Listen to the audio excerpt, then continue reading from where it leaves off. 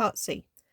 It is suggested that another iterative sequence given by that formula, starting with x0 is minus 3, could be used to find a root. Explain why this fails.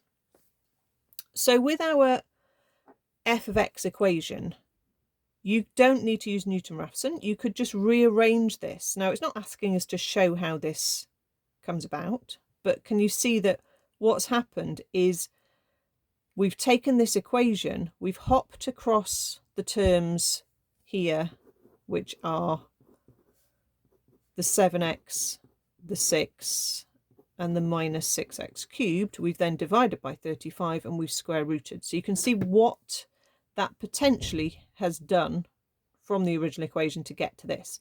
Now, sometimes these iterative formulae do work and sometimes they don't. Okay, so let's see what happens if we try using this. And again, x0, our starting value, is what we sub in for xn, and that's going to produce the next one along, which is going to be x1.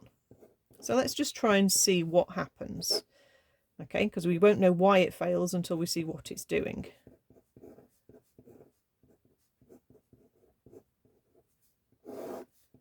Okay, so I won't put the square root in yet. So this is going to give me, as a fraction, 7 lots of negative 3, add 6, take away 6 lots of negative 3 cubed, all over 35. That gives me root 21 over 5. And when I root that, I get square root 105 over 5, which as a decimal is about 2.0493. Nothing wrong so far. Maybe it's the next step. So let's try again. So if I take that answer and sub it in again, I'm going to get 7 times 2.049 plus 6 minus 6 times 2.049 cubed, all over 35. Okay, let's try this. Oh, I've just cleared the answer. Is it still there? Yeah. Okay. Square root 105 over 5. I'll just type it in again. Okay, so I'm going to work out 7 times my answer plus 6 minus 6 times my answer cubed over 35.